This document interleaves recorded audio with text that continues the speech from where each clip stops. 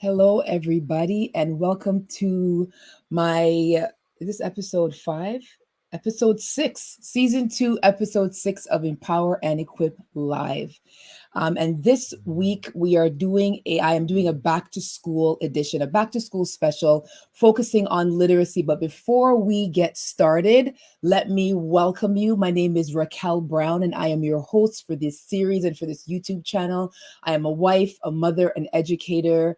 I am involved in ministry at my church, and I lead an organization called Empower and Equip. And the purpose of Empower and Equip is to provide parents with strategies and tools and tips that they can use to raise children that know, love, and serve God. So thank you for joining me tonight. I know that back to school has been like a flurry of emotions, but I always run ahead of myself. Before I get into those flurry of emotions, let me remind you that I have my podcast. My podcast is available on all podcast network stations or platforms.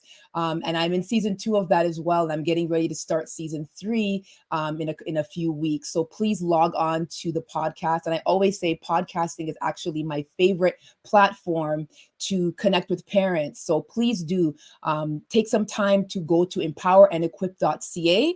You can find the link to my podcast and all the other ways that you can hear and learn and grow with me as I do this work to support parents.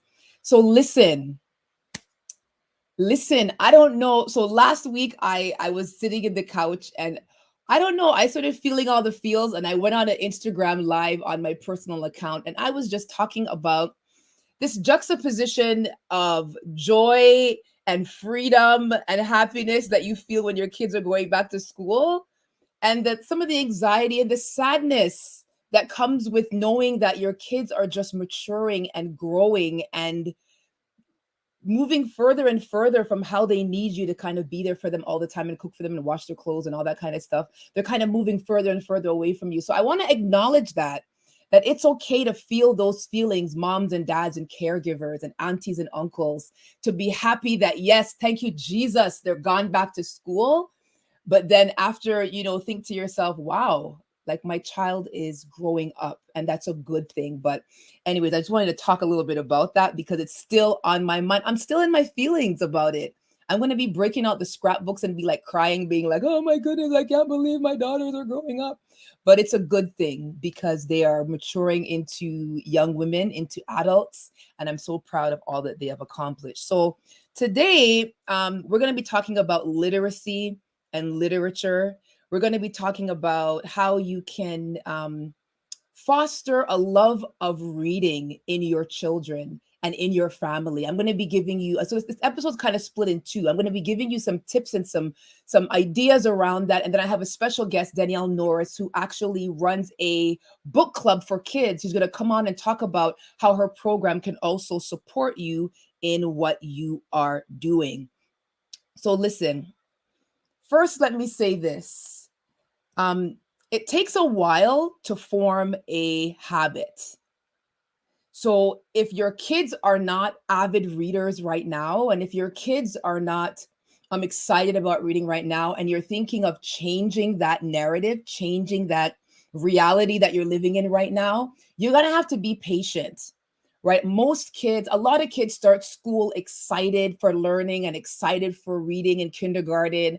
And somewhere about grade 5, for some of them, it kind of turns sideways and they don't really love reading as much as they did before.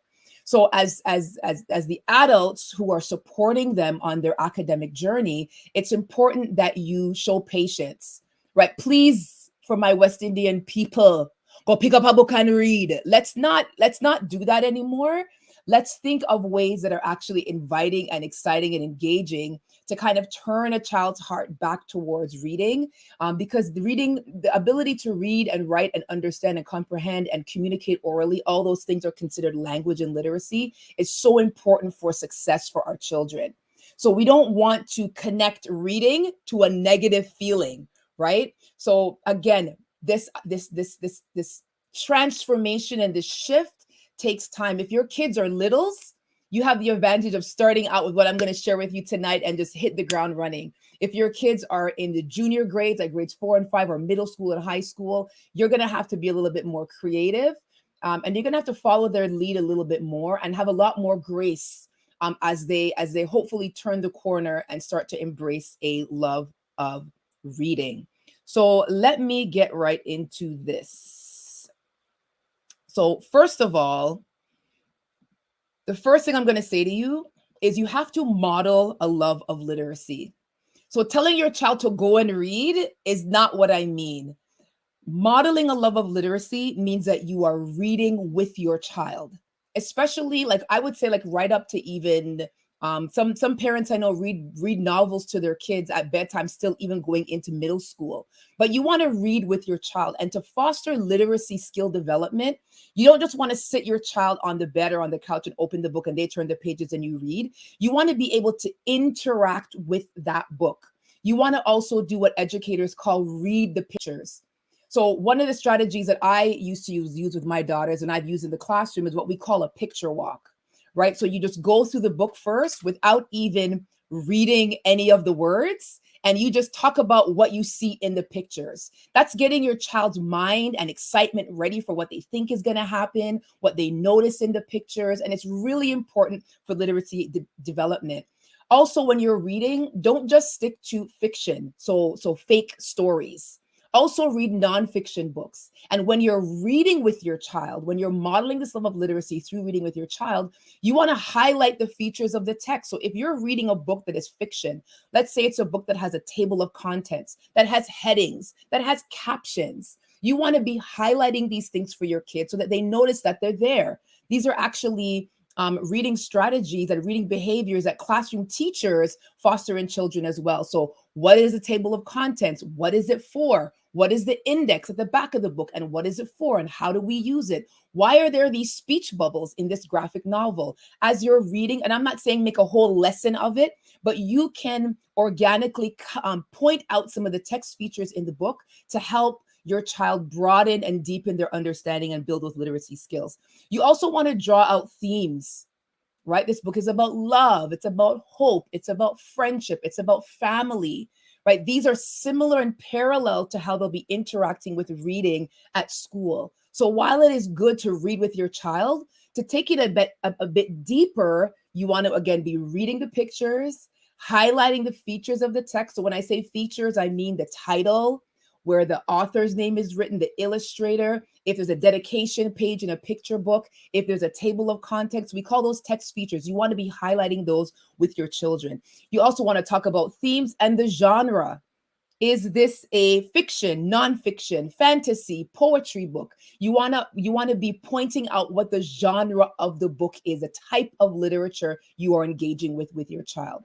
Right? You are making them more comfortable with literacy. You are also making them more knowledgeable about literacy beyond reading. So I would name the type of text that I'm reading. We're going to read a fantasy story today, or this novel is a graphic novel, or it's a nonfiction text. You want to be empowering your child with that language, because what happens at school is when they're familiar with the genre, they can start to advocate for themselves for what they like to read.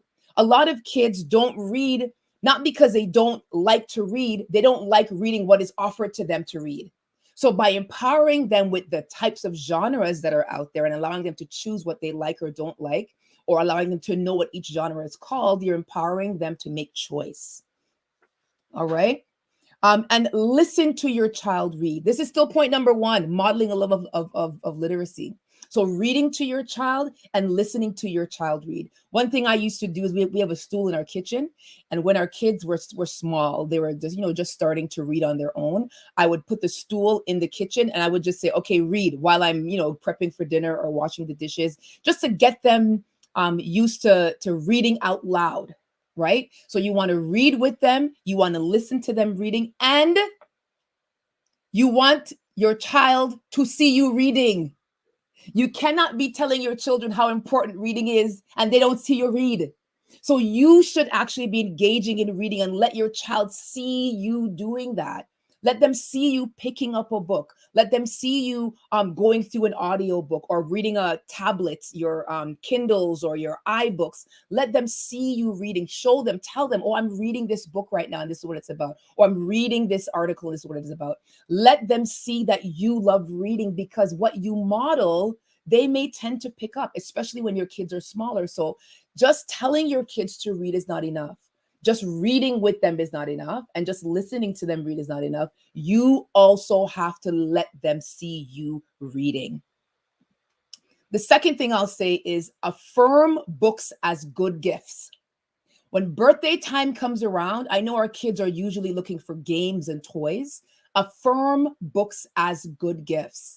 So if you've been reading with your child and you've been listening to your child read and you've been exploring text with your children together, I would even suggest that. So one of the things that I did for my daughter when she was in middle school, just her past birthday, her 14th birthday, is we created an Amazon wish list of books for those who love her in her life to purchase from for her birthday.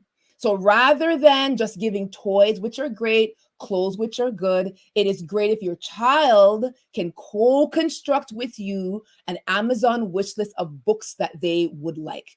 And I will also include educational toys in that as well, because Amazon sells books and educational toys. You can also maybe possibly partner with a local bookstore like Knowledge Bookstore in Brampton, another book list, another story and a different book list in Toronto. These are Black owned bookstores, to see if they can create something similar with you that you can offer to people who are helping you celebrate your child's birthday to build their library collection. Right? So it's important that your kids don't open the book as a gift and they're like, oh man, Auntie Racquel giving me a book again. They should be excited. If your kids are into a book series, affirm that by telling those that they love. Raquel's birthday is coming up and she's reading this series. It would be great if you could help me buy her the whole set, each person buy one, right? So affirm books as good gifts. Also, another way you could do that is that this idea of affirming literacy is arrange book swaps between friends, between family members, even at your local church. I know my daughters, they outgrow books, right? So the book sets and the books that we had when our kids were just learning to read, they don't need them anymore. Right? You could donate them to Salvation Army or donate them somewhere, but you could also swap out books with people in your own community. This is another way of affirming books as good gifts, affirming books as something that is valuable and is something that they should be excited about. Plan a little mini event with COVID restrictions. I don't want anybody to get it twisted, with COVID restrictions, but do it in a safe way that you can swap books so that your kids have something fresh to read and you're not always spending money and buying your books out of pocket at the bookstore. On top of that, getting a library card for your public library is also another way to affirm books as something that is good. The third thing is widen what you consider as text. So yes, it's good to read to your child, to listen to your child, to listen to your child read, and to let your child see you reading, widening what you see as text. So if you're baking and you're using a recipe, invite your child to look at and read that recipe with you. Point out signs when you're driving. Point out posters, billboards. All of these things are rich examples of text. Flyers, posters. Remember, I talked about text features. Going through a flyer, the Canadian Tire flyer, or whatever flyer comes in your community to your mailbox, and going through those or highlighting those text features with your child as they look through it.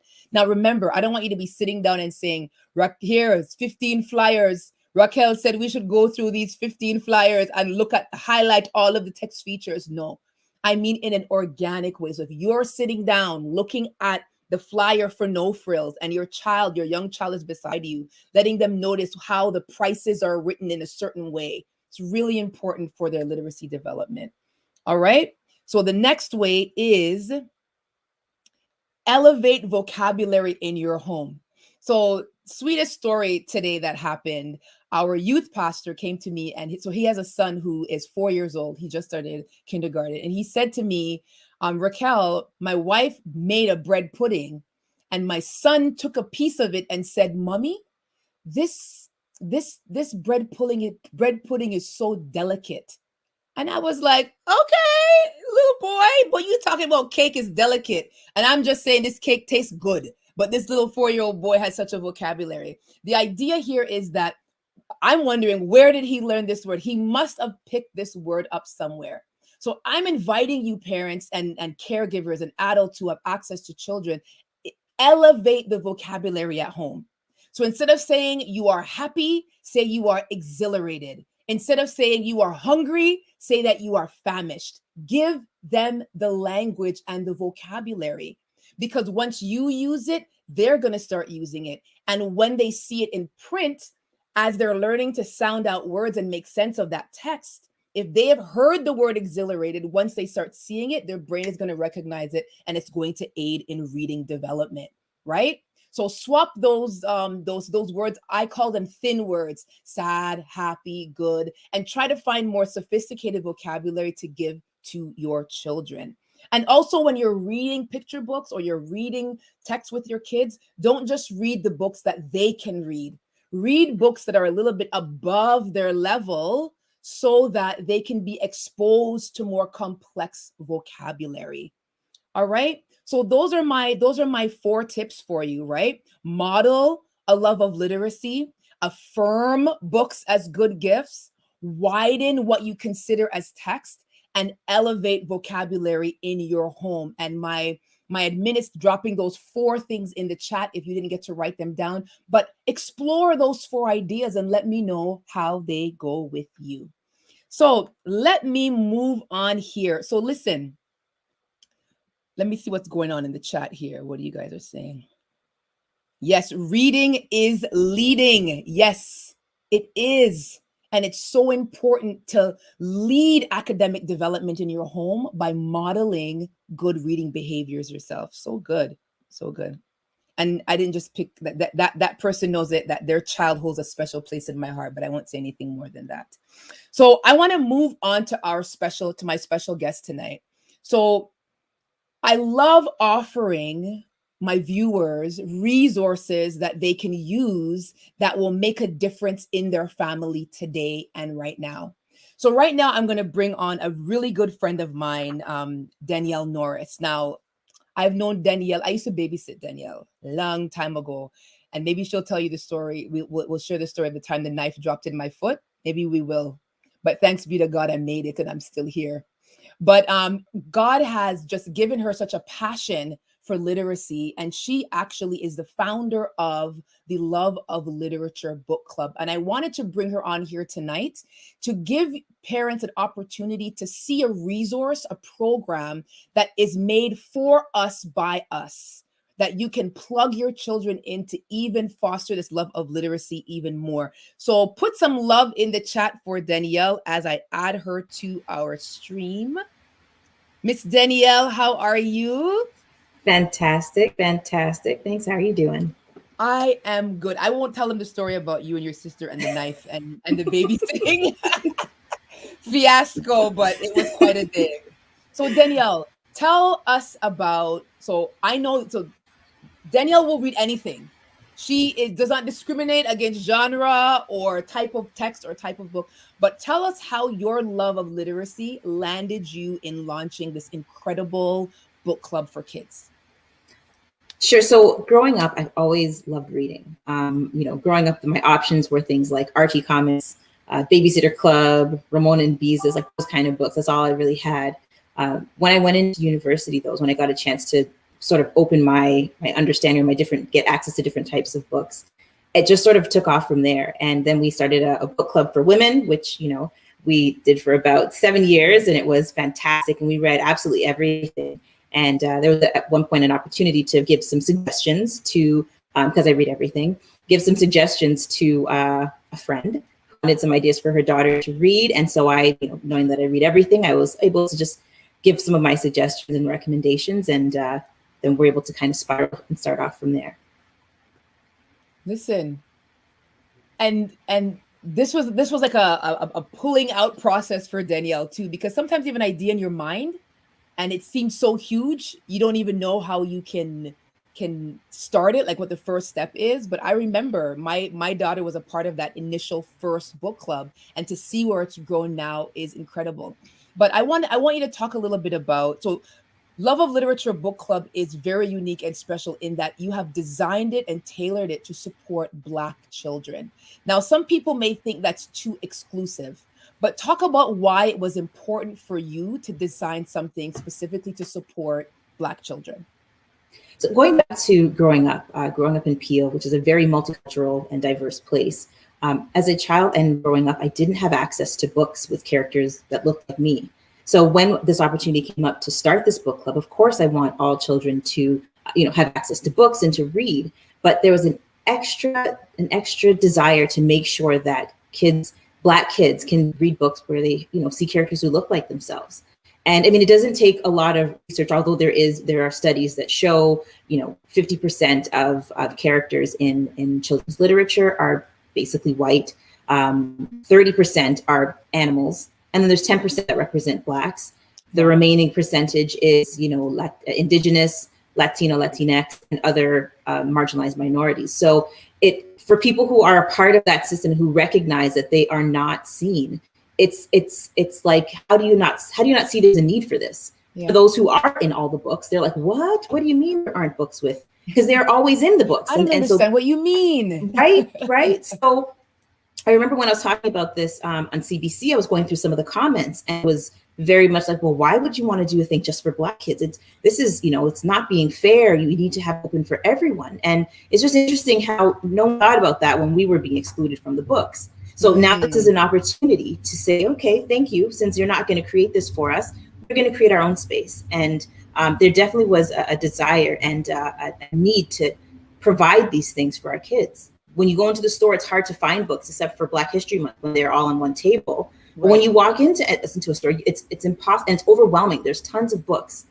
So a part of the desire to really push for this book club was to present children with these options. So you know what? Here are some books. Here are some book characters who look like you. Let's take a look. Let's take a look at it and give them a chance to see that there are other options. What is so interesting, that statistic you gave, did I get that right? That animals are better represented than Black people? Yes. Minorities. Yes, that is correct. 50%. Yeah. So part of the reluctance for our Black children to develop a love for reading, I believe it is connected to, you don't feel like reading is for you because there's nothing in the library that looks like you. And some of you may be thinking that Danielle's only been able to curate like 4 or 5 titles for the book club, and the kids are reading 1 book a year. Not so, my friend. So I know this is on my list of questions, but how many books were you able to find for a semester? Like, talk to us about how the book club is structured, and then maybe a little bit about how, like, what will my child experience if they log on to a session of the book club? Sure. So the first question of how many books we've curated, I want to say we are probably over 30 books since I started, and I have a list of books for the next couple of years is insane. That's my favorite part, is researching and finding the books. And that's where it's hard. You can't expect a child to go and search and do this kind of research. And parents don't have time to dig and try and find and think, is this appropriate? Is this not appropriate? So that's a part of what we do. To your question about what is it like? So it's actually a pretty, I don't even know how to put into words, being able to log on. What happens is everyone receives their package and a code to log in. And on the day of our sessions, we log in, and just seeing all of the screens. Like, sometimes I have like 2 pages, and it's just all these beautiful, smiling Black kings and queens, these kids, and they're just so excited, and they just can't wait. I'm telling you, some of them log in like 20 minutes early, 30 minutes. I'm like, hey, I have to message with, hey, it doesn't start. You have an hour. Like, it's okay. But they're just excited. They're excited to get started. Excited. I love it. So excited. And it's amazing. I mean, I've actually had one of the parents message me because they get the package delivered and it's addressed to in the child's name. And the mother said to me, she said, you know what? It was like Christmas. He went to the table, he ripped open the package. He started reading right away. That is not his typical, he doesn't usually enjoy reading.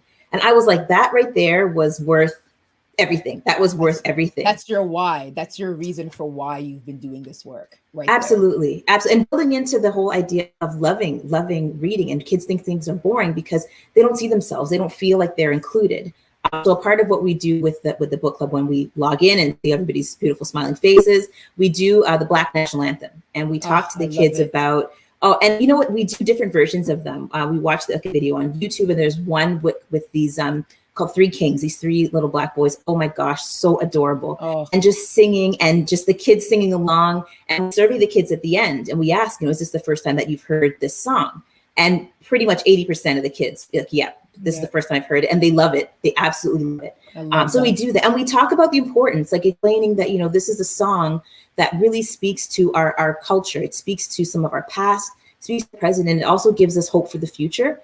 Which is why I love sharing that. And we share different versions, as I mentioned. Sometimes we love a middle school singing it, elementary kids. Sometimes it's a mixture of kids, different races, different cultures, singing and celebrating.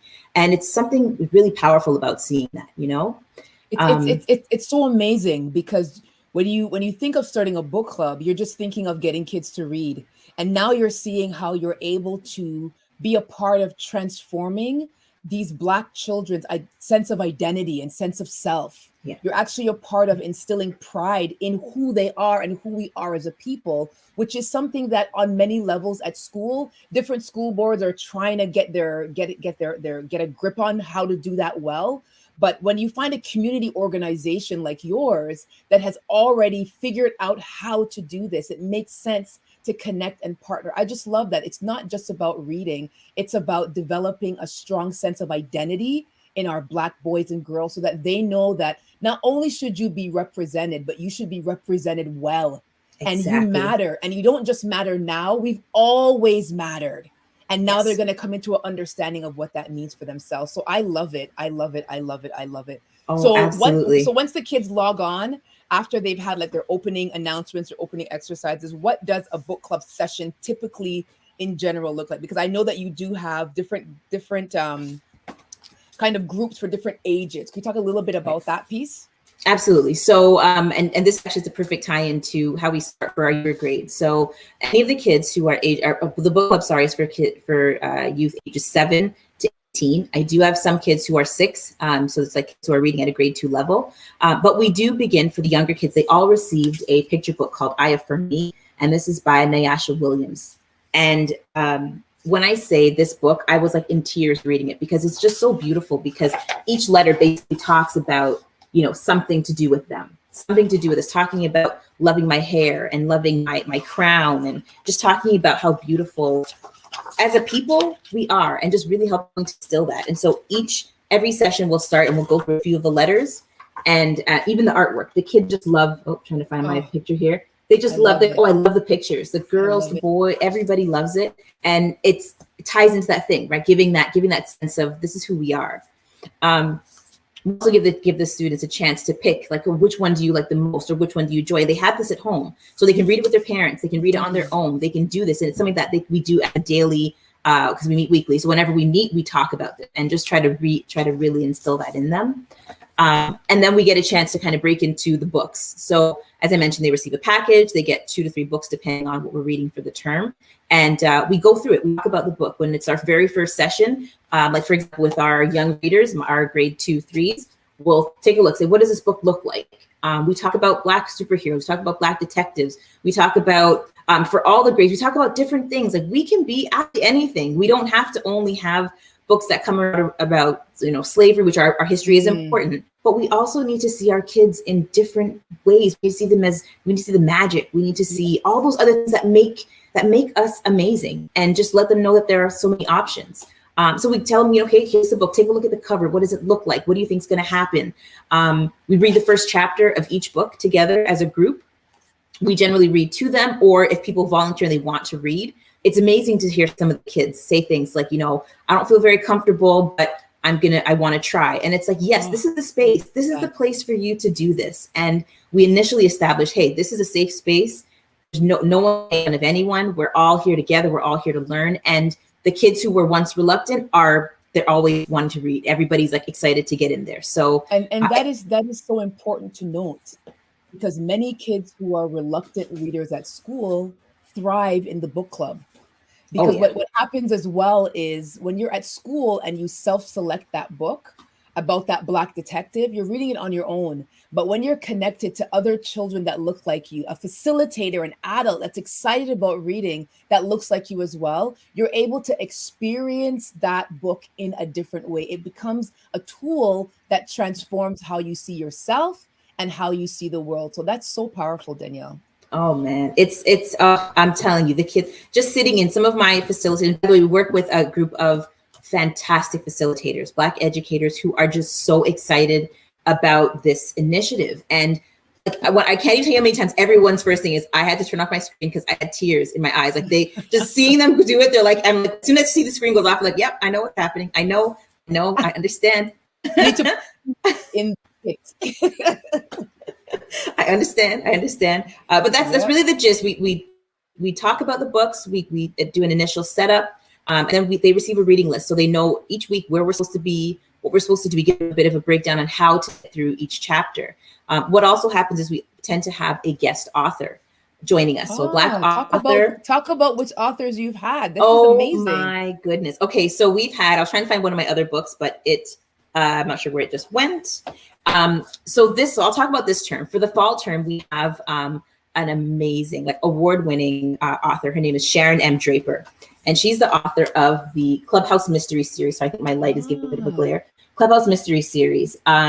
This is the book that we read. We actually read this book in the spring, and the kids absolutely loved it. 5 stars.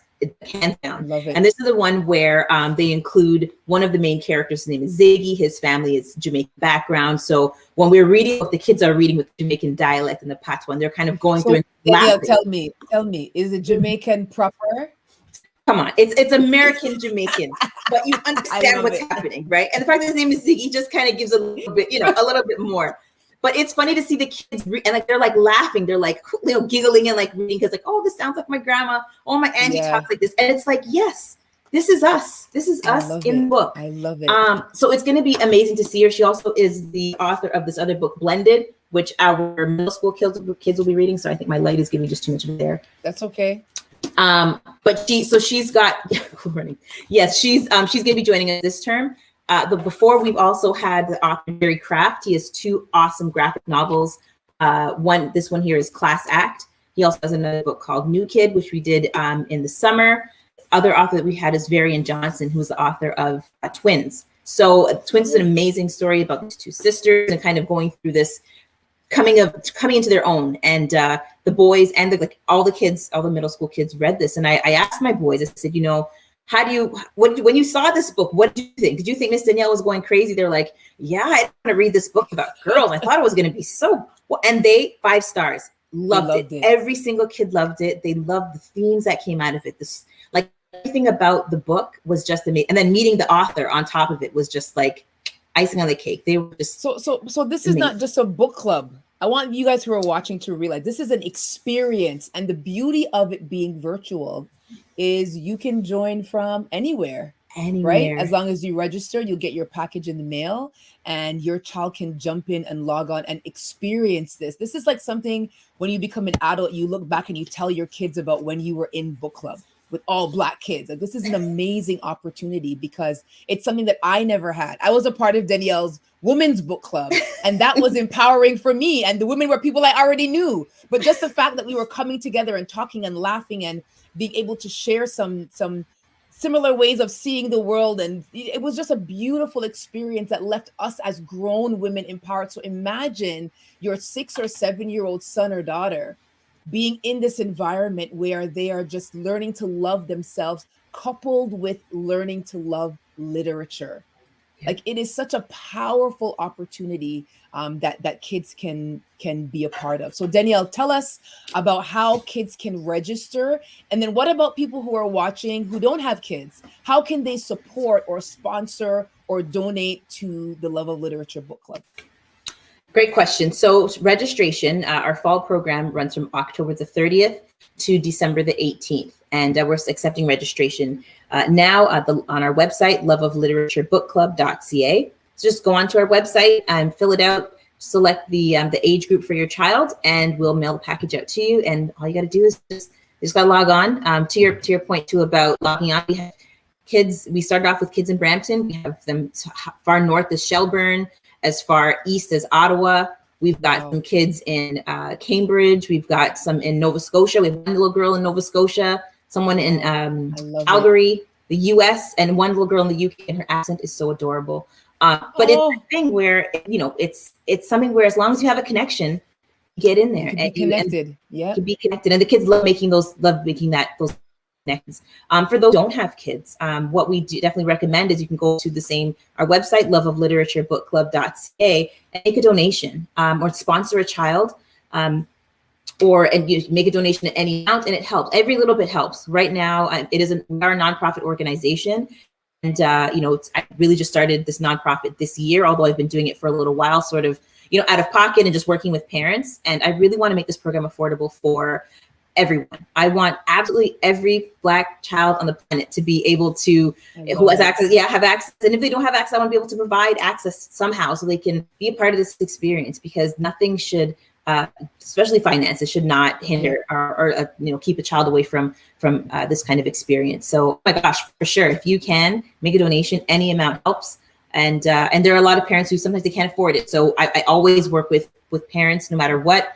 You just tell them what you can afford, and we make it happen. And people who've sent in donations and sponsors, they help to cover those costs as well. So it's amazing, and I appreciate everyone who's done that. This is an opportunity for us to come together as a community, right? If you're watching this and you are a leader, even at a church, logging on and saying our church wants to sponsor 5 kids to be able to enjoy this experience. If you're watching and you're a part of another group book club as an adult with your friends, and you want to go back to them and say, listen, I learned about this book club for Black kids. Can we get together and sponsor a few kids? No child should be turned away because of money, right? This is such a valuable experience. And I know for myself, my eldest daughter is in the high school group.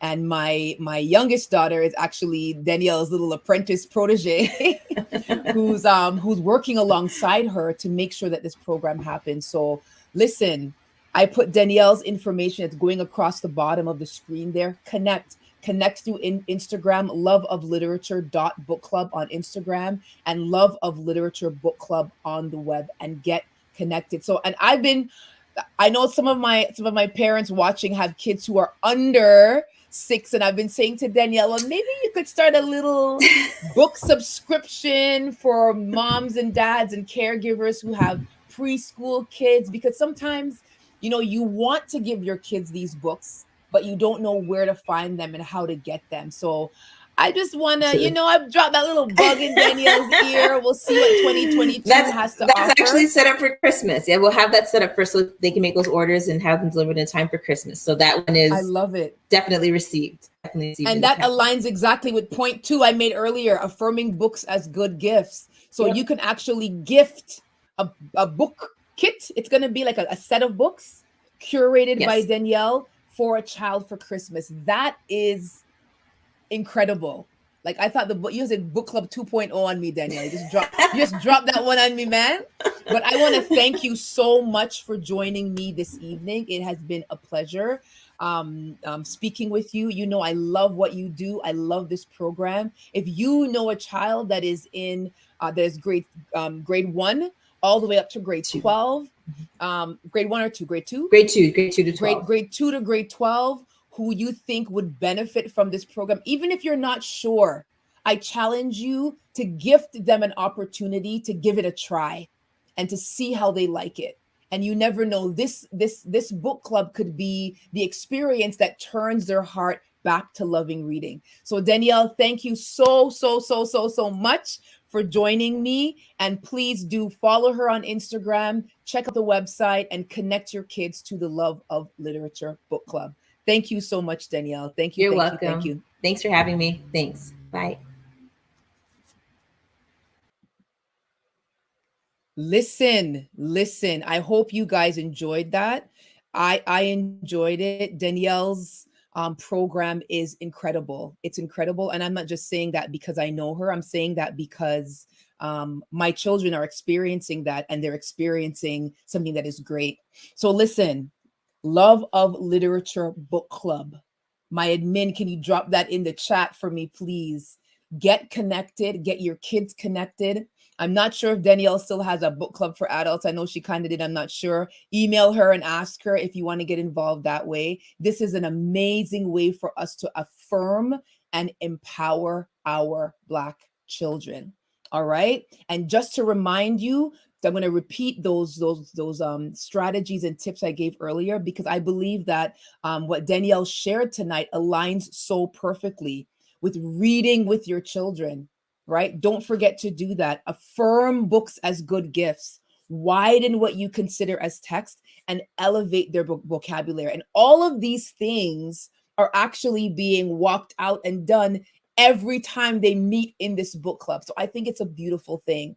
So listen, before we leave, I wanted to share with you. So this book here, it's called Rain Makes Applesauce, and it's by Julian Shear. This was the book that made me love reading. My kindergarten teacher at John D. Parker Elementary School in Rexdale, Miss Melchior, read this book and I fell in love with it. I fell in love with the illustrations. I fell in love with the way the text was formulated. I just loved it. And it's so funny. I had fell in love with it and I always remembered it, but I couldn't find it. And then one year on my 20th birthday, my beautiful husband, who wasn't my husband yet at the time, he bought it for me as a gift, and it's a treasured possession. So literature has the power to change your life. My love of this book led me to my love of reading, led me to my love of teaching, and led me into education, right?